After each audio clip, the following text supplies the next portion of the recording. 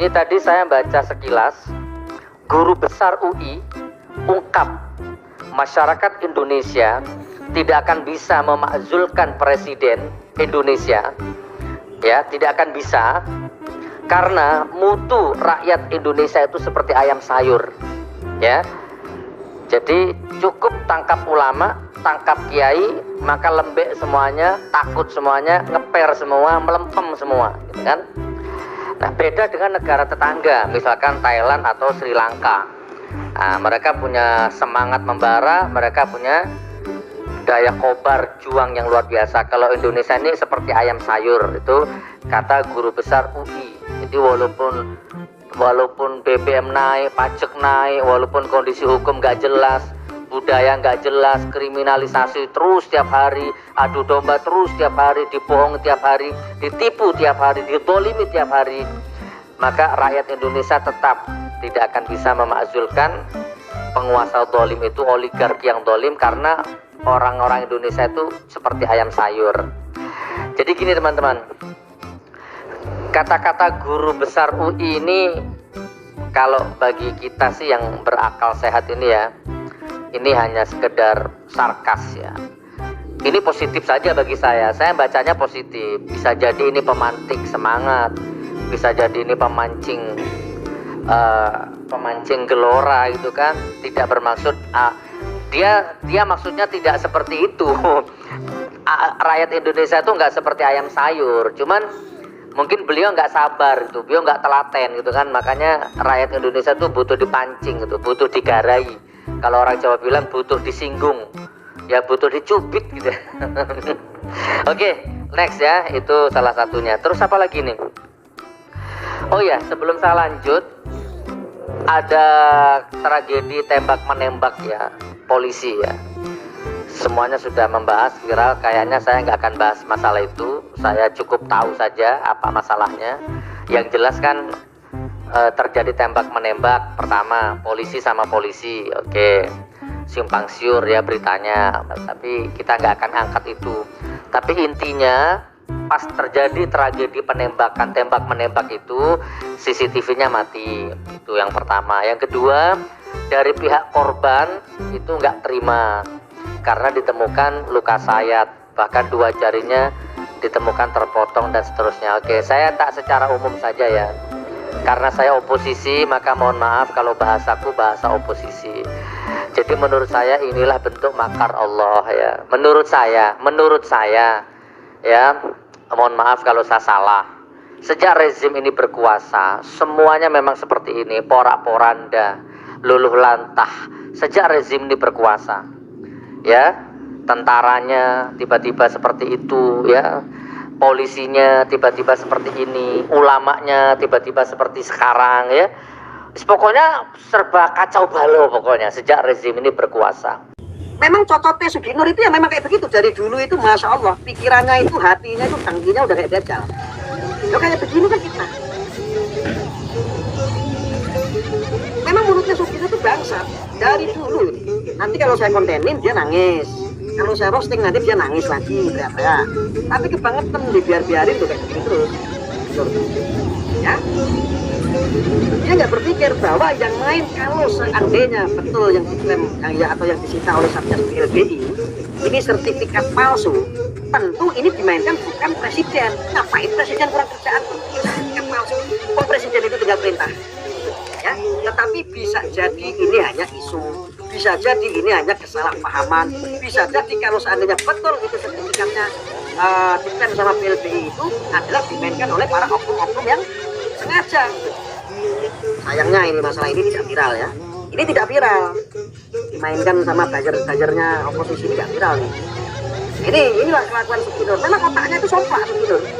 Kalau ulama saja dicap, binatang saja dicap ulama kok, dan statement dia itu sangat ngawur sekali. Entah dia itu dulu itu ulama dari mana, saya juga bingung. ngaji di mana, gurunya di mana, mondoknya di mana. Saya rasa dia tidak punya istri. Parah ini orang.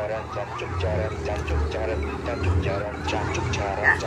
Ini cocoknya Sugino tuh yang betul-betul. Waduh, dari dulu itu nggak ada henti-hentinya provokasi umat. Emang bangsat bener itu anak. Itu kok ya ada orang percaya kalau model kayak gitu ulama kan nggak ada itu nah. Ya. Oke ya, kita lihat lagi ya. Ini statement-statementnya Suginur nih. Kalau kita lihat tuh waduh ngeri kali ini. Wah ini biasa ini. Suginur adalah salah satu influencer orang-orang HTI. Jadi ketika ada kasus Hollywood, wah langsung dia itu goreng segala macam ya. Di sini ada statement ya, Anies cabut izin seluruh outlet Hollywood di Jakarta. Seneng sekali. Seneng. Ini ulama macam apa gitu. Kumprus banget gitu loh. Tidak masalah gitu loh. Kita udah clear kok. Waktu itu juga kita pernah bikin statement masalah Hollywood. Tapi jangan dipolitisasi urusan agama, dipolitisasi urusan masalah Anies. Ini kan mempromosikan Anies, ini udah jelas. Kenapa? Memang rata-rata yang didukung atau pendukungnya Anies ini rata-rata memang orang-orang garis keras semua, orang-orang radikal, orang-orang HTI. Nah, orang-orang yang mengasung khilafah termasuk Sugino itu adalah salah satu pelopor yang mempelopori. Salah satu influencernya khilafah itu ya si Sugino. Ya Sugino itu.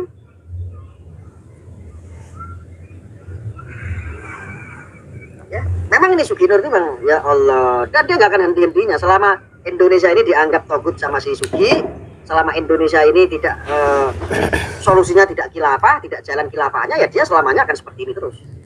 Ya, Jokowi ya dia akan dihajar terus, pemerintah alasannya mengkritik kok caci maki, mengkritik kok mengajak membenci, ya. Ujaran kebencian, umat semua diprovokasi. Ini mengkritik apa? Kayak ini kok dianggap ulama gitu loh. Iki ulama cap apa? Cap kadal. Ya. Oke, kita lanjut lagi nih ya. Statementnya Suginur. Wah. Di sini ada statement lagi. Kenapa dukun itu dipanggil orang pintar? Dia tanya. Karena yang mendatangi dukun itu adalah orang kufur dan bodoh. Allah berfirman, manusia itu paling banyak membantah. Sudah jelas. Ya. Mendatangi dukun itu dilarang keras, bahkan diancam sholatnya tidak diterima selama 40 hari. Masih aja membantah, dasar kufur dan bodoh. Coba Anda bisa lihat, ini sebetulnya kalau dilaporkan ini kena, ini menghina profesi loh, ini menghina profesi loh. Dukun ini salah satu kultur, bagian daripada kultur Indonesia.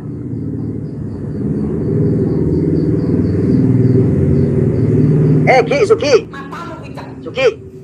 cocotmu itu sama otak bukan cocot, tidak diinput dulu ke otak, terus akhirnya mikir pakai logika. Harusnya Sugi, kamu tanya sama bapakmu, sama mbahmu, siapa tahu dulu bapak sama mbahmu itu pas ngelahirin kamu di dukun baji. Karena saya yakin di era kamu lahir dulu itu belum ada puskesmas, belum juga ada bidan, belum ada juga dokter. Harusnya kamu tuh input dulu gitu loh, Sugi. Kalau seandainya kamu itu punya cocot, harusnya lebih dulu kan pikiran daripada cocotmu. Pegel, ya. Dukun itu sebuah profesi. Kamu sangkut pautkan dengan kemusyrikan, kesirikan. Yang dianggap musyrik dan sirik itu ketika oknum. Contoh dukun santet, diyakini bisa nyantet orang. Contohnya dukun klenik-klenik yang kira-kira keluar daripada syariat Islam. Ya, lah cangkeme Sugi ki duluan, lebih dulu daripada otak. Loh, kalau waras harusnya kamu mikir begitu, Ki. Kamu tanya sama mbahmu, tanya sama bapakmu, tanya sama ibumu. Ibumu kan masih hidup, Ki Sugi ya. Kamu coba tanyakan sama ibumu. Siapa tahu kamu dulu lahirnya itu di dukun baji. Wang kamu nek ngomong Ki jen buang satunan iki orang taek. Lah. Aku urusan karo wong siji ya, niki petakilan tenan, emosi aku abet. Ya. Ini otak udah sengklek ini. Ya. Sudah jelas mendatangi dukun itu dilarang keras, bahkan diancam sholatnya tidak diterima selama 40 hari. Masih aja membantah. Dasar kufur dan bodoh. Ya inilah, Anda tahu ya, orang-orang teroris pun sama pemahamannya seperti ini. Dia akan pukul rata yang namanya dukun itu adalah syirik, dukun itu adalah kufur. Kamu ngaku orang Jawa tapi gak nitik Jawa nih, cok.